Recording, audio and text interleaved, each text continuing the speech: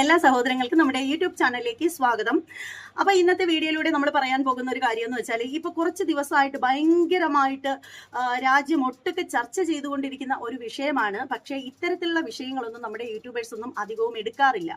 കാര്യം അവർക്കൊക്കെ എന്ന് പറഞ്ഞാൽ ഈ കൊതിയും നുണയും പോലുള്ള സംഭവങ്ങൾ വന്നാൽ മാത്രമേ റീച്ച് കൂടുതലായിട്ട് കയറി വരത്തുള്ളൂ. അതുകൊണ്ട് തന്നെയാണ് അധികം ആളുകൾ ആരും ഇത്തരത്തിലുള്ള ഒരു വാർത്തകളൊന്നും റിയാക്ഷൻ വീഡിയോ ചെയ്യുന്ന അധികം ആരും എടുത്ത് സംസാരിക്കാത്തതിന്റെ കാര്യം എന്ന് പറഞ്ഞാൽ, നമ്മുടെ ഈ റിയാക്ഷൻ വീഡിയോ ചെയ്യുന്ന ആളുകളൊക്കെ ഒരല്പം ചേർത്തിട്ട് ഈ രേണുസുധിയുടെ കാര്യമായാലും അതുപോലെ തന്നെ ഷാജിയുടെ കാര്യമായാലും അതുപോലെയുള്ള കുറച്ച് പേരുണ്ടല്ലോ, അപ്പോൾ അത്തരക്കാരുടെയൊക്കെ വീഡിയോസൊക്കെ എടുത്തു വെച്ച് സംസാരിക്കുകയാണെങ്കിൽ നല്ല റീച്ച് ഉണ്ടാവും.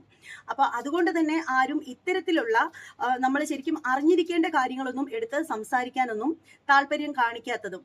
അപ്പോൾ എന്തായാലും പക്ഷേ ഞാൻ എൻ്റെ വീഡിയോകളിലൊന്നും ഞാൻ അങ്ങനെ നോക്കിയിട്ട് റീച്ച് മാത്രം നോക്കിയിട്ടല്ല ഞാൻ വീഡിയോ ചെയ്യുന്നത്. എനിക്ക് എടുത്ത് സംസാരിക്കണം എന്ന് തോന്നുന്ന കാര്യങ്ങൾ ഞാൻ എടുത്ത് സംസാരിക്കാറുണ്ട്. അതെൻ്റെ ചാനലിൽ തന്നെ നിങ്ങൾക്ക് നോക്കുകയാണെങ്കിൽ കാണാൻ സാധിക്കും. പല വീഡിയോകളിലും ഒട്ടും വ്യൂസ് ഉണ്ടാവില്ല. ഞാനിപ്പോൾ സംസാരിക്കുന്നത് പോലെയുള്ള ഓരോ വിഷയങ്ങളും, അതായത് നമ്മൾ അറിഞ്ഞിരിക്കേണ്ട പല കാര്യങ്ങളും എടുത്ത് ചർച്ച ചെയ്യുമ്പോൾ അതിന് തീരെ വ്യൂസ് വരില്ല. പക്ഷേ എന്നാൽ പോലും ഞാൻ എൻ്റെ ചാനലിലൂടെ എൻ്റെ അഭിപ്രായങ്ങൾ തുറന്നു പറയേണ്ടടുത്ത് പറയാൻ വേണ്ടിയിട്ട് തന്നെയാണ് ഞാൻ ഇത്തരത്തിലുള്ള വിഷയങ്ങളൊക്കെ എടുക്കുന്നത്.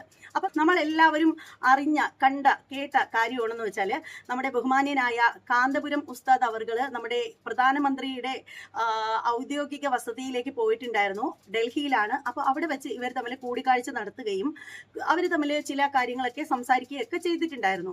വാർത്ത വന്നതിന് ശേഷം ആളുകളെല്ലാം രണ്ട് തട്ടിലായിട്ട് നിൽക്കുകയാണ്. കുറച്ചധികം ആളുകൾ കാന്തപുരം ഉസ്താദിനെ പോലും ഇകഴ്ത്തുന്ന രീതിയിലുള്ള അവസ്ഥയിലേക്ക് വന്നിരിക്കുകയാണ്. അദ്ദേഹത്തെ കമന്റ് ബോക്സുകളിലൂടെ അദ്ദേഹത്തെ അധിക്ഷേപിച്ചും അതുപോലെ തന്നെ പൂരത്തെറി വിളിച്ചും ഒക്കെ രംഗത്ത് വന്നിട്ടുണ്ട്. അതുപോലെ തന്നെ കുറച്ചധികം ആളുകൾ അദ്ദേഹത്തെ സപ്പോർട്ട് ചെയ്തും മുന്നോട്ട് വന്നിട്ടുണ്ട്. ഈ ഒരു വിഷയം വന്നു കഴിഞ്ഞപ്പോഴത്തേക്ക് കുറച്ചധികം ആളുകളും കാന്തപുരം ഉസ്താദിനെ പാടെ തള്ളിക്കളയുന്ന അവസ്ഥയിലേക്ക് വന്നിരിക്കുകയാണ്. ചിലരൊക്കെ അദ്ദേഹത്തിനുള്ള പദവി ആര് കൊടുത്തു, അദ്ദേഹം ആ ഒരു പദവി അർഹിക്കുന്നില്ലല്ലോ എന്നൊക്കെയുള്ള രീതിയിലൊക്കെ ചില്ലറ സംസാരങ്ങളൊക്കെ ആയിട്ട് മുന്നോട്ട് വന്നിട്ടുണ്ട്. അപ്പോൾ ഇവിടെ അതേക്കുറിച്ചിട്ട് ആ ഒരു വിഷയത്തെ, അതായത് പലരെയും ചൊടിപ്പിച്ച ഒരു കാര്യം എന്ന് വെച്ചാൽ, ഇവിടെ ഇന്ത്യയിൽ മുസ്ലിങ്ങൾ ഒരു തരത്തിലും ഉള്ള ബുദ്ധിമുട്ടുകൾ അനുഭവിക്കുന്നില്ല, അവരൊക്കെ വളരെ സേഫ് ആണ് എന്ന തരത്തിൽ നമ്മുടെ ബഹുമാന്യനായ ഉസ്താദ് പറഞ്ഞിട്ടുണ്ടായിരുന്നു.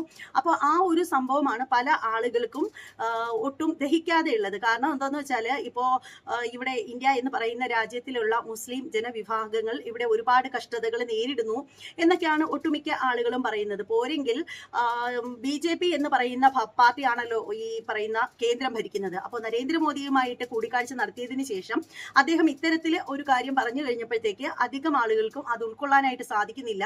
ഉടനെ തന്നെ ഇത്രയും കാലം കാന്തപുരം ഉസ്താദിനെ പൂജനീയനായിട്ട് കരുതിയ ആളുകൾ പോലും അദ്ദേഹത്തെ ഈ ഒരു വാക്കിന്റെ പേരിൽ തള്ളിക്കളയുന്ന അവസ്ഥയിലേക്ക് വരെ പോയിരിക്കുകയാണ്. അതായത് ഈ ഒരു വിഷയത്തിൽ പല ആളുകളും പറഞ്ഞിട്ടുള്ള ഒരു കാര്യം എന്ന് വെച്ചാൽ, നരേന്ദ്രമോദിയോട് ചേർന്നിട്ട് ഇദ്ദേഹം അങ്ങനെ പറഞ്ഞു, അത് ശരിയായില്ല, അത് എന്തിന്റെ അടിസ്ഥാനത്തിലാണ് എന്നൊക്കെ ആയിട്ട് കുറച്ചധികം ആളുകൾ സംസാരിച്ചിട്ടുണ്ടായിരുന്നു. ശരിക്കും പറയുകയാണെങ്കിൽ അദ്ദേഹം പറയേണ്ട കാര്യങ്ങളെല്ലാം വളരെ ക്ലിയർ ആയിട്ട് തന്നെ പ്രധാനമന്ത്രിയുമായിട്ട് ചർച്ച ചെയ്തിട്ടുണ്ടായിരുന്നു. ഇവിടെ ശ്രദ്ധിക്കേണ്ട ഒരു കാര്യം എന്താണെന്ന് വെച്ചാൽ, പ്രധാനമന്ത്രി, നമ്മുടെ ഇന്ത്യൻ പ്രധാനമന്ത്രിയാണ് അദ്ദേഹം. എന്നിട്ട് പോലും അദ്ദേഹവും ഈ പറയുന്ന ബഹുമാന്യനായ കാന്തപുരം ഉസ്താദും തമ്മിൽ ആ ഒരു ചർച്ചയിൽ ഇരിക്കുന്നത് എങ്ങനെയാണെന്ന് വെച്ചാൽ, രണ്ടു പേരും തുല്യമായിട്ടുള്ള ചെയറുകളിൽ ഒപ്പത്തിനൊപ്പം ഇരുന്നാണ് രണ്ടാളും സംസാരിക്കുന്നത്. അത് വളരെയധികം സൗഹൃദത്തോടു കൂടിയാണ് നമ്മുടെ പ്രധാനമന്ത്രി നമ്മുടെ ബഹുമാന്യനായ ഉസ്താദിനോട് പെരുമാറുന്നത്. അദ്ദേഹത്തെ വീൽ ചെയറിൽ അദ്ദേഹത്തിന്റെ കൈ പിടിച്ചുകൊണ്ട് തന്നെ നടന്നു പോകുന്ന ആ ഒരു ഇതൊക്കെ നമ്മൾ കണ്ടതാണ്. ഇതൊക്കെ പറയുമ്പോഴത്തേക്ക് ചില ആളുകളൊക്കെ വന്നിട്ട് പറയും, ഓ വെറുതെ ഇയാളിത് ജനങ്ങളെ കാണിക്കാൻ വേണ്ടിയിട്ട് മനഃപൂർവ്വം ചെയ്യുന്നതാണ് എന്നൊക്കെ പറയുന്ന ആളുകൾ ഉണ്ടാവുമായിരിക്കും. ഇത്തരത്തിലുള്ള ആളുകളോട് പറയേണ്ട ഒരു കാര്യം എന്ന് വെച്ചാൽ, നരേന്ദ്രമോദിജി എന്ന് പറയുന്നത് നമ്മുടെ ഇന്ത്യയുടെ പ്രധാനമന്ത്രിയാണ്. അദ്ദേഹത്തിന് അങ്ങനെ ആരെയും സുഖിപ്പിച്ച് നിർത്തേണ്ട കാര്യമൊന്നുമില്ല. ഇത്രയധികം വർഷമായിട്ട് അദ്ദേഹം തന്നെയാണ് ഇന്ത്യ ഭരിക്കുന്നത് എന്ന് പറയുമ്പോൾ കേന്ദ്രം ഭരിക്കുന്നത്. അപ്പോൾ അദ്ദേഹത്തിന് അങ്ങനെ ആരെയും പ്രത്യേകിച്ച് വെറുതെ സുഖിപ്പിച്ച് കൂടെ നിർത്തേണ്ട കാര്യമൊന്നുമില്ല. ഇവിടെ ഈ ഒരു വിഷയത്തിന്റെ കാര്യത്തിൽ നമ്മുടെ ബഹുമാന്യനായ കാന്തപുരം ഉസ്താദ് ചില കാര്യങ്ങൾ പറയുന്നുണ്ട്. അപ്പോൾ അത് നമുക്ക് കേട്ടിട്ട് വരാം.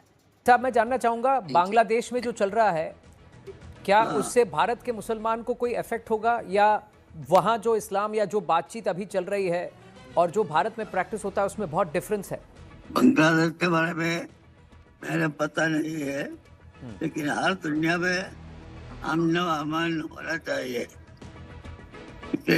इसीलिए जो करना चाहते वो करेगा। अमेरिका जब ईरान वो भी खत्म कर रहा है, वो झगड़ा नहीं होना, और इंसानियत को कीमत बढ़ा के ये सब उसके नीचे। പിന്നീട് ഈ ഒരു വിഷയത്തെ തുടർന്നിട്ട് പല ചാനലുകളിലും ഡിബേറ്റുകളും സംഭവങ്ങളും ഒക്കെ നടന്നുകൊണ്ടിരിക്കുകയാണ്. ഇത് ഒരു ആഗോള പ്രശ്നമായിട്ട് വരുത്തി തീർക്കാൻ വേണ്ടിയിട്ട് മറ്റു പല രാഷ്ട്രീയ പാർട്ടിക്കാരും ശ്രമിക്കുന്നതായിട്ടാണ് എനിക്ക് തോന്നിയിട്ടുള്ളത്. കാരണം എന്താണെന്ന് വെച്ചാൽ BJP എന്ന് പറയുന്ന രാഷ്ട്രീയ പാർട്ടിയിലുള്ള ആളാണല്ലോ നമ്മുടെ പ്രധാനമന്ത്രി. അപ്പൊ അതുകൊണ്ട് തന്നെ മറ്റു പല പാർട്ടിക്കാർക്കും ഇത് കണ്ടിട്ട് ഒട്ടും ദഹിക്കുന്നില്ല. പക്ഷേ ഈ ഒരു BJPയോടുള്ള വിരോധം കൊണ്ട് മറ്റുള്ളവർ ചെയ്യുന്ന ഒരു ദ്രോഹം എന്താണെന്ന് പറഞ്ഞാൽ ഇത്രയും പ്രായം ചെന്ന ബഹുമാന്യനായ ആദരണീയനായ ശ്രീ കാന്തപുരം ഉസ്താദ് അവർകളെയാണ് അപമാനിക്കുന്നത് എന്ന് എനിക്ക് പറയാനുള്ളൂ. അപ്പോൾ എന്തായാലും ഇതേ കുറിച്ചിട്ട് ബഹുമാനപ്പെട്ട പ്രധാനമന്ത്രിയും അതേപോലെ തന്നെ ആദരണീയനായിട്ടുള്ള കാന്തപുരം ഉസ്താദും തമ്മിൽ സംസാരിച്ച് തീരുമാനത്തിലെത്തിയ ചില കാര്യങ്ങളെ കുറിച്ചിട്ട് ഒരാൾ പറയുന്നുണ്ട്. അപ്പോൾ അത് കേട്ടിട്ട് വരാം. കാന്തപുരം ഉസ്താദ് പതിറ്റാണ്ടുകളായി രാജ്യത്ത് നടത്തിക്കൊണ്ടിരിക്കുന്ന വിദ്യാഭ്യാസ, സാമൂഹിക, സാംസ്കാരിക നവോത്ഥാന പ്രവർത്തനങ്ങളുടെ തുടർച്ചയായിട്ട് വേണം ഈ ഒരു സന്ദർശനത്തെയും അതിനെ തുടർന്ന് അദ്ദേഹം നടത്തുന്ന പ്രസ്താവനകളെയും നമ്മൾ വിലയിരുത്താൻ. കഴിഞ്ഞ ദിവസം കാന്തപുരം ഉസ്താദ് രാജ്യത്തിന്റെ പ്രധാനമന്ത്രിയെ സന്ദർശിച്ചു. അപ്പോൾ നമ്മൾ ആദ്യം മനസ്സിലാക്കേണ്ടത്, ഉസ്താദ് ആദ്യമായിട്ടല്ല രാജ്യത്തിന്റെ പ്രധാനമന്ത്രിമാരെ സന്ദർശിക്കുന്നത്. VP സിംഗ് മുതൽ ഇന്ത്യയിലുണ്ടായ എല്ലാ പ്രധാനമന്ത്രിമാരെയും, നരസിംഹറാവുവിനെ, HD ദേവഗൌഡയെ, AK ഗുജറാളിനെ, AB വാജ്പേയിയെ, മൻമോഹൻ സിംഗിനെ, ഇപ്പോൾ നരേന്ദ്രമോദിയെയും പലതവണ ഇങ്ങനെ ഇന്ത്യയിൽ VP സിംഗ് മുതലുള്ള എല്ലാ പ്രധാനമന്ത്രിമാരെയും പല ഘട്ടങ്ങളിലായി സന്ദർശിക്കുകയും സമുദായത്തിനും രാജ്യത്തിനും ആവശ്യമായ കാര്യങ്ങൾ അവരുടെ ശ്രദ്ധയിൽപ്പെടുത്തുകയും നേടിയെടുക്കാൻ ശ്രമിക്കുകയും ചെയ്ത ഈ രാജ്യത്തിന്റെ രാഷ്ട്ര നിർമ്മാണ പ്രവർത്തനങ്ങളിൽ സജീവമായി പങ്കാളിയായ ഒരു സാമുദായിക നേതാവും മതപണ്ഡിതനുമാണ് കാന്തപുരം ഉസ്താദ് അവർകൾ. ഇന്നലെ അദ്ദേഹം പ്രധാനമന്ത്രിയെ സന്ദർശിച്ചതിന് ശേഷം അദ്ദേഹം തന്നെ സോഷ്യൽ മീഡിയയിൽ അതിനെക്കുറിച്ച് ഫോട്ടോയും കുറിപ്പും പോസ്റ്റ് ചെയ്തിട്ടുണ്ട്, മാധ്യമങ്ങളോട് പ്രതികരിച്ചിട്ടുണ്ട്. അദ്ദേഹത്തിന്റെ ഓഫീസ് ഔദ്യോഗികമായി മാധ്യമങ്ങൾക്ക് പ്രസ്താവന നൽകിയിട്ടുണ്ട്. അതിൽ പറയുന്ന ഒരു കാര്യം, പ്രധാനമന്ത്രിയുടെ ശ്രദ്ധയിൽപ്പെടുത്തിയത് രാജ്യത്തെ മതങ്ങളെയും ജാതികളെയും എല്ലാ വിഭാഗം വിഭാവനം ചെയ്യേണ്ടത് എന്നാണ്. മറ്റൊന്ന്, സാമ്പത്തിക മുന്നേറ്റത്തിന് ആവശ്യമായ പദ്ധതികളോടൊപ്പം തന്നെ സന്തോഷ സൂചിക ഉയർത്താനായ പരിശ്രമങ്ങളും രാജ്യത്തിന്റെ ശ്രദ്ധയിൽ ഉണ്ടാവണം. വികസനം ഉണ്ടായതുകൊണ്ട് കാര്യമില്ല, ഇവിടെ ജീവിക്കുന്ന ജനങ്ങൾ സന്തുഷ്ടരായിരിക്കണം എന്നതാണ്. മറ്റൊന്ന്, വഖഫുമായി ബന്ധപ്പെട്ടും SIR-മായി ബന്ധപ്പെട്ടും രാജ്യത്തെ മുസ്ലിം സമൂഹത്തിനുള്ള ആശങ്കകളും പ്രശ്നങ്ങളും പരിഹരിക്കണം എന്നതാണ്. പുരാതന മസ്ജിദുകൾ നേരിടുന്ന പല വെല്ലുവിളികൾ, പുരാതന മസ്ജിദുകൾ പല സ്ഥലത്തും പലതരത്തിലുള്ള ഭീഷണികൾ നേരിടുന്നു, കയ്യേറ്റങ്ങൾ നടക്കുന്നു, അതിനാവശ്യമായ സംരക്ഷണം നൽകണമെന്നും രാജ്യത്തെ ന്യൂനപക്ഷ സമുദായങ്ങൾക്ക് ഈ രാജ്യത്തെ ഗവൺമെന്റിലും രാജ്യത്തിന്റെ ഭരണഘടനയിലും നീതിന്യായ സംവിധാനങ്ങളിലും വിശ്വാസതയും പ്രതീക്ഷയുമുള്ള രൂപത്തിൽ അത് കൈകാര്യം ചെയ്യണമെന്നും അദ്ദേഹം പ്രധാനമന്ത്രിയുടെ ശ്രദ്ധയിൽപ്പെടുത്തിയിട്ടുണ്ട്. ഇസ്ലാമിക പൈതൃക കേന്ദ്രങ്ങളിൽ പലതരത്തിലുള്ള കയ്യേറ്റങ്ങളും ഭീഷണികളും നേരിടുന്നുണ്ട്, അതിനെ സംരക്ഷിക്കാൻ ആവശ്യമായ സഹായങ്ങൾ ഭരണകൂടത്തിന്റെ ഭാഗത്ത് നിന്ന് ഉണ്ടാവണമെന്ന് അദ്ദേഹം പറഞ്ഞിട്ടുണ്ട്. മൗലാന ആസാദ് നാഷണൽ ഫെലോഷിപ്പ് ഉൾപ്പെടെയുള്ള ന്യൂനപക്ഷ ക്ഷേമ, വിദ്യാഭ്യാസ ക്ഷേമ പദ്ധതികൾ പുനഃസ്ഥാപിക്കണമെന്ന് അദ്ദേഹം പ്രധാനമന്ത്രിയോട് ആവശ്യപ്പെട്ടിട്ടുണ്ട്. സമീപകാലത്ത് ബറേലിയുണ്ടായ ഐ ലവ് മുഹമ്മദ് ഇഷ്യൂമായി ബന്ധപ്പെട്ട് നിരപരാധികളായ ഒരുപാട് ആളുകൾ ജയിലിൽ കഴിയുന്നുണ്ട് എന്നും അവരുടെ മോചനത്തിന് ആവശ്യമായ ഇടപെടലുകൾ നടത്തണമെന്നും അദ്ദേഹം പ്രധാനമന്ത്രിയോട് ഉന്നയിച്ചിട്ടുണ്ട്. ഉത്തർപ്രദേശിലെ മുബാറക്പൂരിലെ ജാമിയ അഷ്റഫിയയുമായി ബന്ധപ്പെട്ട പ്രശ്നങ്ങൾ, നോർത്ത് ഇന്ത്യയിലെ വിവിധ ഇസ്ലാമിക് ഇൻസ്റ്റിറ്റ്യൂട്ടുകൾ അഭിമുഖീകരിക്കുന്ന പ്രശ്നങ്ങൾക്ക് പരിഹാരം കാണണമെന്ന് പ്രധാനമന്ത്രിയോട് ആവശ്യപ്പെട്ടിട്ടുണ്ട്.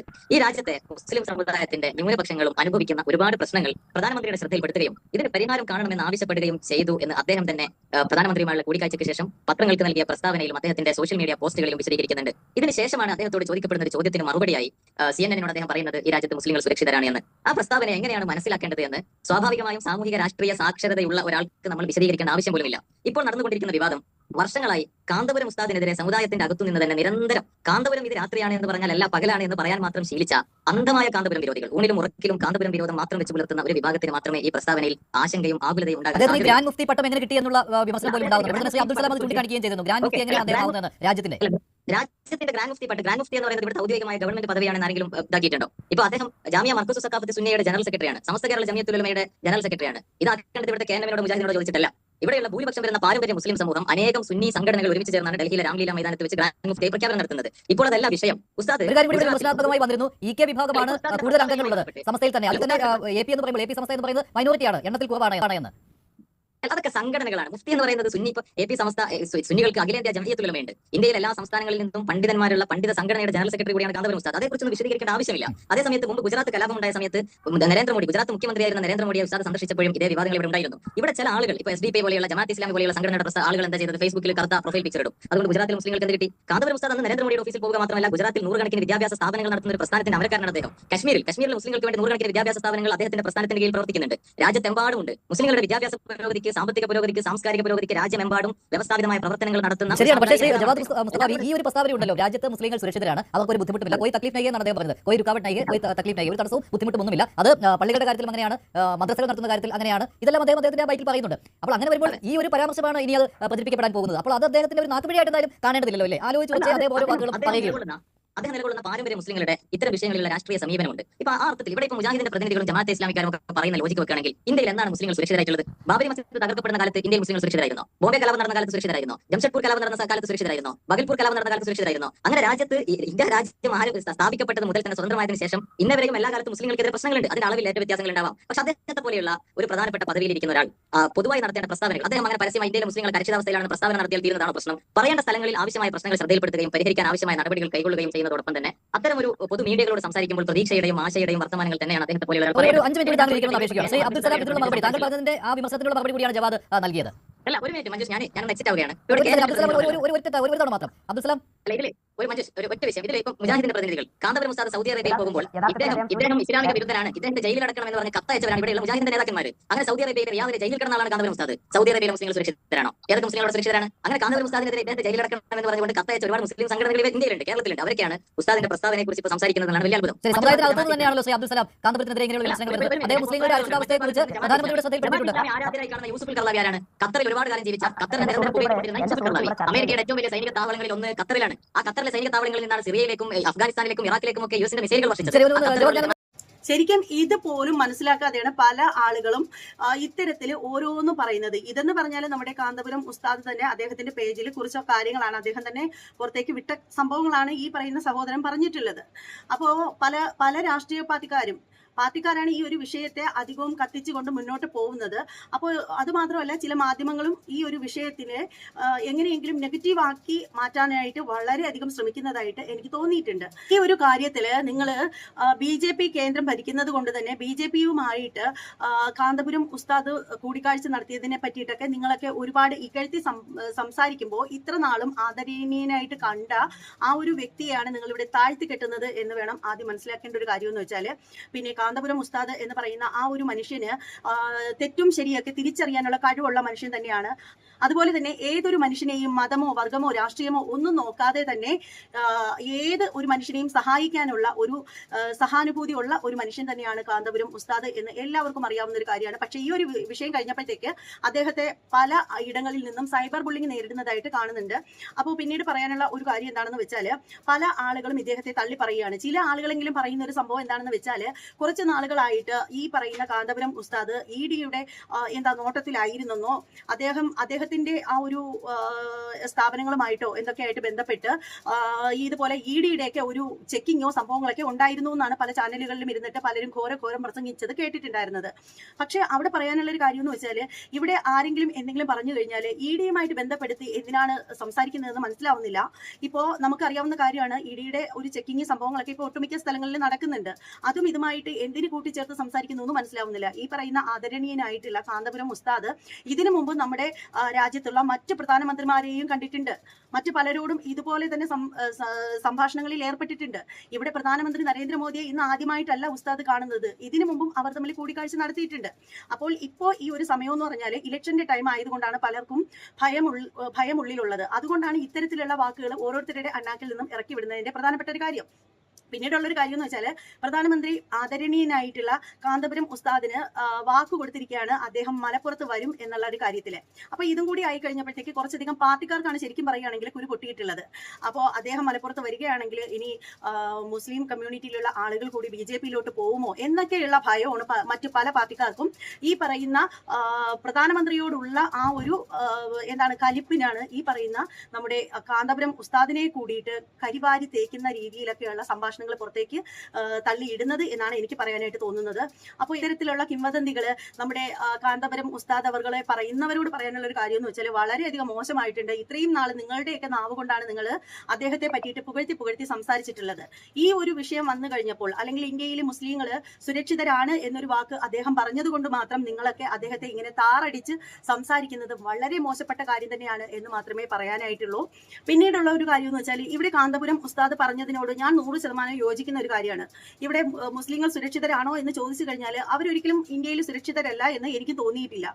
പക്ഷേ കേരളം എന്ന് പറയുന്ന സംസ്ഥാനത്ത് നോക്കൂ, എല്ലാവരും തമ്മിൽ ചിലയിടത്തൊക്കെ പുകച്ചില് പൊട്ടലും ചീറ്റലും ഒക്കെ നമ്മൾ കാണുന്നുണ്ട്. എന്നാൽ പോലും നമ്മൾ എല്ലാവരും ഒറ്റക്കെട്ടായിട്ട് സന്തോഷത്തോടു കൂടി ജീവിക്കുന്ന ഒരു സംസ്ഥാനം തന്നെയാണ് കേരളം.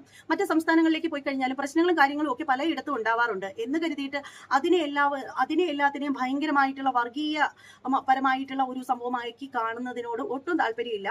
പിന്നെ പറയേണ്ട മറ്റൊരു കാര്യം എന്ന് വെച്ചാൽ ഇവിടെ മുസ്ലിം സഹോദരങ്ങൾ ക്രൂരത അനുഭവിക്കുന്നു, അല്ലെങ്കിൽ മുസ്ലിം സഹോദരങ്ങൾ സുരക്ഷിതരല്ല എന്ന് പറയുമ്പോൾ നമ്മൾ ഓർക്കേണ്ട ഒരു കാര്യം എന്ന് വെച്ചാൽ നമ്മുടെ ഈ ഒരു രാജ്യത്ത് ഏറ്റവും കൂടുതൽ ബിസിനസ് ചെയ്യുന്നത് ആരാണ്?